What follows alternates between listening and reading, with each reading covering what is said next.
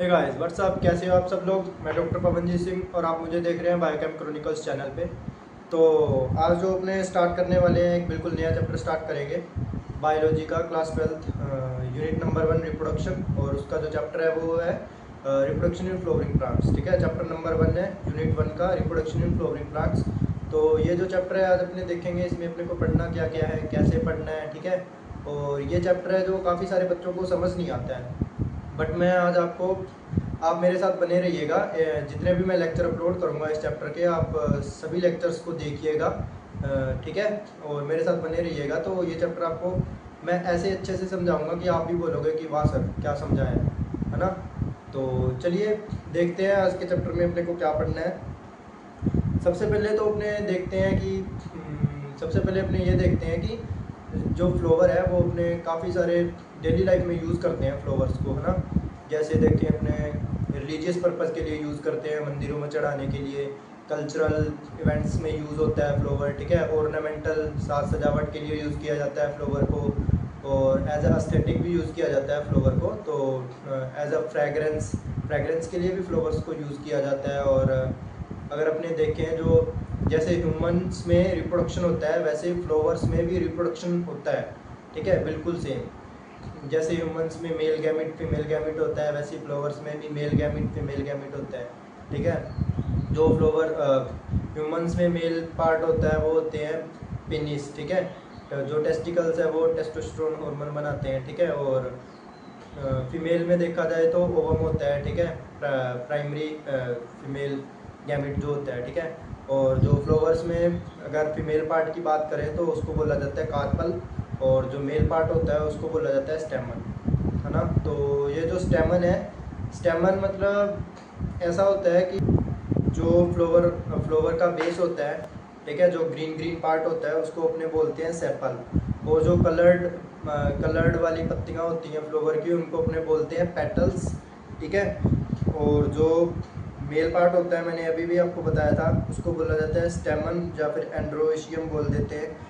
और जो female part होता है उसको बोलते हैं कार्पल, जाइनोशियम जिसको भी बोला जाता है। ठीक है, अब आपके लिए एक बिल्कुल नई टर्म है बच्चों, पेरियंथ। बहुत सारे बच्चे कंफ्यूज होते हैं कि ये पेरियंथ क्या है सर, पेरियंथ क्या है। तो चलिए मैं आज आपको समझाता हूँ कि ये पेरियंथ होता क्या है अच्छे से। ठीक है, if sepal and petals can't be differentiated, unit of perianth is tepal. ठीक है, जब सेपल और पेटल को अपने अलग अलग नहीं कर सकते, मतलब जो डिफरेंशिएट नहीं कर सकते। एक ऐसा फ्लावर होता है, एग्जांपल लो कि ऐसा फ्लावर है जिसकी सेपल और पेटल आपस में मर्ज है, अपने डिफरेंशिएट नहीं कर पा रहे हैं कि उसमें सेपल कौन सी है पेटल कौन सी है ना। तो ऐसे फ्लावर्स को अपने बोला जाता है पेरियंथ। ठीक है, और पेरियंथ की एक यूनिट को बोलते हैं टेपल। ठीक है, तो ये मोस्ट इंपॉर्टेंट है, आपको बोर्ड एग्जाम्स में या नीट के एग्जाम्स में देखने को मिल सकती है ये टर्म। तो इसको नोट करके रखिएगा, अच्छे से याद कर लेना इस टर्म को, मोस्ट इंपॉर्टेंट टर्म है इस चैप्टर की। ठीक है,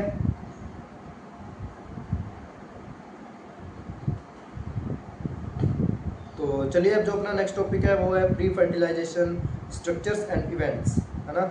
तो चलिए देखते हैं अब इसमें अपने को क्या क्या पढ़ना है। मैंने जैसे आपको बताया कि जो मेल पार्ट होता है फ्लावर का उसको अपने स्टेमन बोलते हैं। ठीक है, जो स्टेमन है उसके दो पार्ट होते हैं। A typical स्टेमन consists of two parts, यानी कि स्टेमन के दो पार्ट होते हैं। ठीक है, फर्स्ट पार्ट का नाम है फिलामेंट और दूसरे पार्ट का नाम है एंथर। ठीक है, अब देखते हैं कि फिलामेंट होता क्या है। The long and slender stock called the filament, यानी कि जो लॉन्ग स्लेंडर लाइक स्ट्रक्चर होती है। ठीक है, जो कि जिसका प्रोक्सिमल एंड होता है ना, वो सेपल के बेस से अटैच होता है ना। एक ऐसे डंडी टाइप निकलती है सेपल के बेस से ऊपर तक। ठीक है, और उसको अपने बोलते हैं फिलामेंट। और एंथर होता है the terminal bilobed structure, the terminal bilobed structure. अब फिलामेंट के बिल्कुल टर्मिनल एंड पे, बिल्कुल ऊपरी हिस्से पे, अपेक्स पे एक बाइलोब्ड स्ट्रक्चर पाई जाती है। ठीक है, उसको अपने बोलते हैं क्या, एंथर, है ना। अब देखिए इसमें लिखा भी हुआ है आगे, जैसे आप पढ़ सकते हो, the proximal end of the filament is attached to the thalamus और the petal of the flower. ठीक है, मैंने आपको बताया भी था कि जो उसका प्रोक्सिमल एंड होता है फिलामेंट का, वो अटैच होता है थैलेमस यानी कि बेस, या फिर पेटल ऑफ द फ्लावर से अटैच होता है, या फ्लावर के बेस से। ठीक है, the number and length of stamens are variable in flowers of different species. अब देखते हैं स्टेमन की जो लेंथ है ना वो वेरिएट करती है, ठीक है, काफ़ी सारे फ्लावर्स में। जैसे रोज़ के स्टेमन की लेंथ अलग होगी और लिली फ्लावर के स्टेमन की लेंथ अलग होगी, तो हर एक फ्लावर के स्टेमन की लेंथ साइज अलग अलग होती है, ठीक है। Typical angiosperm anther is bilobed, ये अपनों ने देख ही लिया, एंथर बाइलोब्ड होता है। बाइलोब्ड मतलब दो लोब होते हैं उसके, ठीक है। और the anther is a four sided tetragonal structure consisting of four microsporangia located at the corners, two in each lobe. अब देखो जो एंथर है ना, अगर अपने उसको काट के देखें तो अपने को ऐसा लगेगा कि वो टेट्रागोनल टाइप की स्ट्रक्चर है उसकी, और उसके 4 लोब होंगे अंदर वाली साइड, ठीक है। और उसको अपनों ने काटा, अपने को दिखे 4 लोब, ठीक है। टेट्रागोनल स्ट्रक्चर बोल दिया उसको अपनों ने, और हर एक लोब में क्या होगा, माइक्रोस्पोरेंजिया होगा, ठीक है, हर एक लोब के कॉर्नर में प्रेजेंट होगा, ठीक है। अब अपने आने वाले आगे देखेंगे आने वाले लेक्चर्स में कि माइक्रोस्पोरेंजिया होता क्या है, मैं आपको अच्छे से समझाऊंगा, अभी आप कंफ्यूज मत होइएगा। अभी आपको जितना पढ़ाया जा रहा है आप उतना अच्छे से पढ़िए, ठीक है।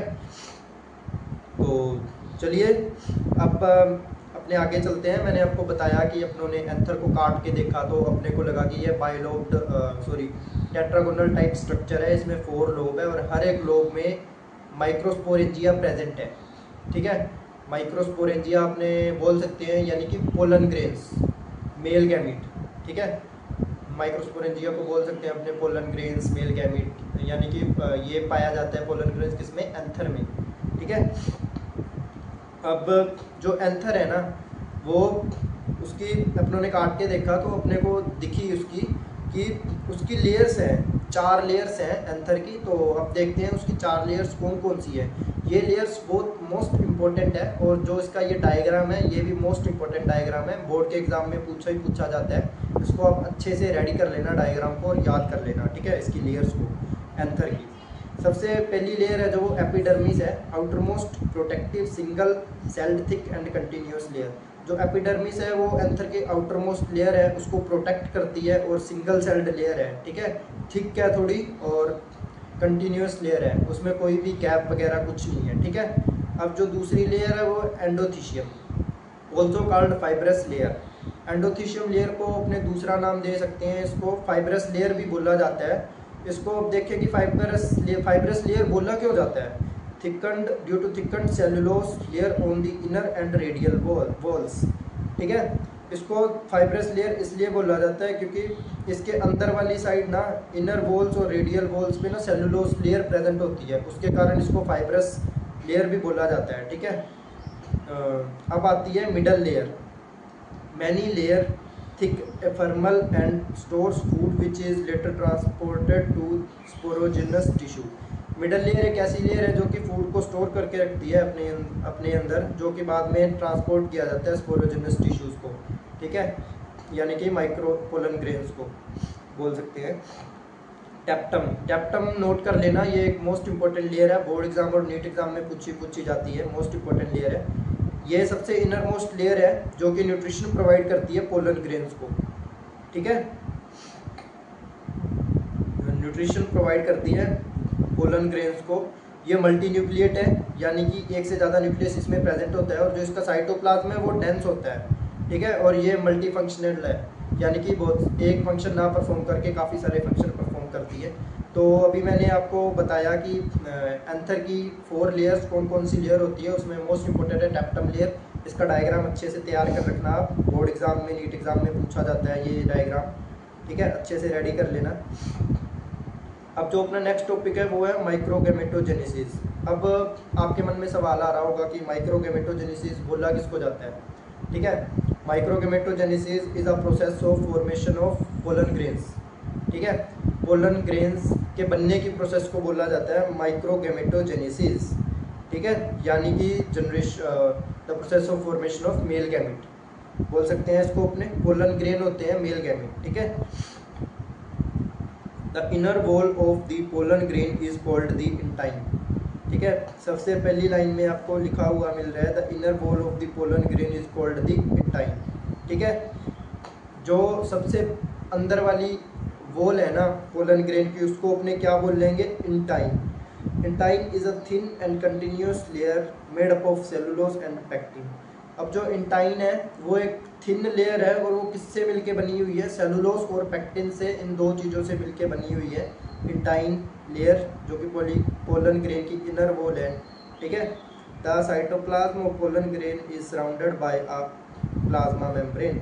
जो पोलन ग्रेन का साइटोप्लाज्म है वो प्लाज्मा मेम्ब्रेन से सराउंडेड है चारों तरफ से।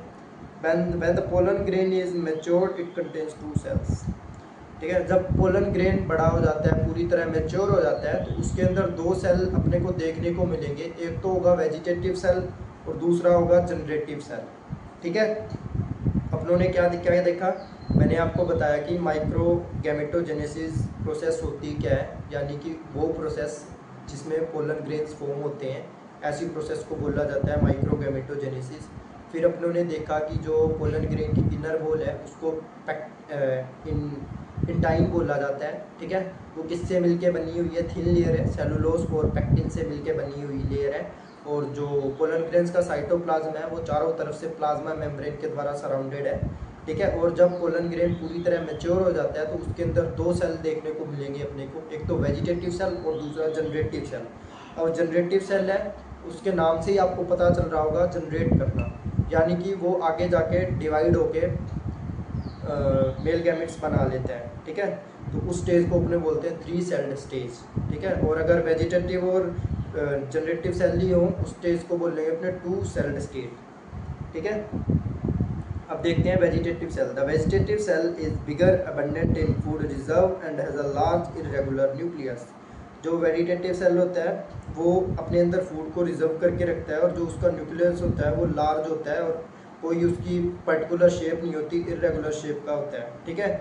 The generative cell is small spindle shaped with dense cytoplasm and a nucleus that floats in the cytoplasm of the vegetative cell. ठीक है। जो जनरेटिव सेल है उसका साइटोप्लाज्म डेंस होगा सबसे पहली बात, और जो उसका न्यूक्लियस है ना वो साइटोप्लाज्म में फ्लोट करता हुआ मिलेगा अपने को। वेजिटेटिव सेल के साइटोप्लाज्म में फ्लोट करता हुआ मिलेगा जनरेटिव सेल का न्यूक्लियस। ठीक है। स्मॉल है, स्पिंडल शेप्ड है generative cell. In over 60% of angiosperms pollen grains are shed at this 2 celled stage. मैंने आपको बताया कि जब पोलन ग्रेन मैच्योर होता है उसमें 2 टाइप के सेल पाए जाते हैं, वेजिटेटिव सेल और जनरेटिव सेल। तो उस स्टेज को अपने बोल लेंगे 2 सेल्ड स्टेज। ठीक है। और जब जनरेटिव सेल डिवाइड करके 2 गैमीट्स में 2 सेल और बना लेता है तो उस स्टेज को अपने बोल लेंगे 3 सेल्ड स्टेज, जिसमें 2 मेल गैमीट होंगे और एक वेजिटेटिव सेल होगा। 3 सेल हो गए, 3 सेल्ड स्टेज बोल दिया उसको। और जिसमें अगर 2 सेल है वेजिटेटिव सेल और जनरेटिव सेल, तो उसको अपने ने बोल दिया 2 सेल्ड स्टेज। 60% फ्लावर्स के पोलन ग्रेन्स ना 2 सेल्ड स्टेज पे शेड कर जाते हैं। ठीक है। इन द रिमेनिंग स्पीसीज, जो बाकी 40% स्पीसीज बच गई हैं, the generative cells divide mitotically to give rise to 2 male gametes before pollen grains are shed. जैसा कि मैंने आपको बताया कि कुछ स्पीसीज ऐसी हैं जिसमें 2 सेल्ड स्टेज में शेड कर जाता है पोलन ग्रेन्स, और कुछ स्पीसीज ऐसी हैं जिसमें जनरेटिव सेल माइटोटिकली डिवाइड होकर 2 मेल गैमेट बनाएगा और उसके बाद पोलन ग्रेन शेड होंगे। ठीक है। समझ आया आपको अच्छे से? ठीक है। तो चलिए अब जो अपना नेक्स्ट टॉपिक है वो है पोलन ग्रेन्स की कुछ प्रॉपर्टीज़। ये भी कभी कभी बोर्ड एग्जाम में पूछ ली जाती है, प्रॉपर्टीज़ ऑफ पोलन ग्रेन्स।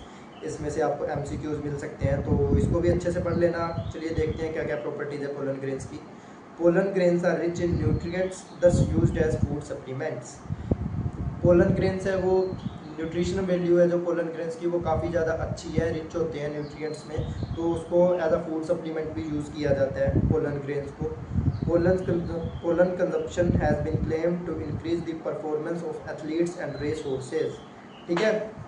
अगर कोई भी बंदा as a food supplement pollen grain consume कर रहा है तो ये रिसर्च में पाया गया है कि उस एथलीट की परफॉर्मेंस है, स्टेमिना है, वो इंक्रीज़ कर देता है पोलन ग्रेन। ठीक है। Pollen grains of many species cause severe allergies and bronchial affections, leading to chronic respiratory disorders like asthma, bronchitis, etc. ऐसी काफ़ी सारी स्पीसीज़ के पोलन ग्रेन्स हैं जो पाया गया है कि एलर्जी कोज करते हैं वर्ल्ड वाइड, ठीक है, बहुत सारी, जैसे कि वो डिजीज़ कोज कर सकते हैं, एलर्जिकल डिजीज, जैसे कि रेस्पिरेटरी इश्यूज कोज कर सकते हैं, अस्थमा, ब्रोंकाइटिस एक्सेट्रा, ठीक है। पैराथीनियम है जिसको कैरेट घास भी बोला जाता है, कैरेट ग्रास, ठीक है। Carrot grass came into India as a contaminant with imported wheat, has become ubiquitous in occurrence and causes pollen allergy, ठीक है। यूबिक्यूटस का मतलब होता है कि काफ़ी सारे स्पेसेस में पाया जाना, बहुत सारे स्पेस में पाया जाना, ठीक है। ये जो कैरेट ग्रास है ना, ये एलर्जी कोज करती है, ठीक है। अब है पोलन वायबिलिटी। अब यहाँ वायबिलिटी का मतलब समझे कि उसका लाइफ स्पैन कितना है, कितने टाइम तक वो सर्वाइव कर सकता है पोलन ग्रेन, ठीक है। In cereal such as rice and wheat viability is lost within 30 minutes of their release. जैसे कि सीरियल्स में देखा जाए, जैसे कि राइस और व्हीट है, इनके जो पोलन ग्रेन्स होते हैं ना, ये सिर्फ 30 रिलीज शेड होने के बाद 30 मिनट के अंदर अंदर ही डेड हो जाते हैं, बस 30 मिनट तक ही सर्वाइव कर सकते हैं, उससे ज़्यादा नहीं। In some members of Rosaceae, Leguminosae and Solanaceae visibility is maintained for months. जैसे कि रोज़ प्लांट हो गया, पी प्लांट हो गया, पोटैटो हो गया, इन सब के जो पोलन ग्रेन्स होते हैं वो मंथ्स तक सर्वाइव कर सकते हैं, ठीक है। तो ये थी कुछ प्रॉपर्टीज़ पोलन ग्रेन्स की, आप अच्छे से पढ़ लीजिएगा पोलन ग्रेन्स की प्रॉपर्टीज़ की, कुछ प्रॉपर्टीज़ की, पोलन ग्रेन्स की कुछ प्रॉपर्टीज़ पढ़ी है अपनों ने भी। तो आने वाले लेक्चर में, नेक्स्ट लेक्चर में मैं आपको पढ़ाऊंगा पोलन ग्रेन्स की स्ट्रक्चर के बारे में, पोलन ग्रेन्स की स्ट्रक्चर कैसे होती है, ठीक है, इसके क्या क्या पार्ट होते हैं। ये भी पोलन ग्रेन की स्ट्रक्चर भी मोस्ट इंपॉर्टेंट स्ट्रक्चर है, बोर्ड एग्जाम में पूछ ली जाती है।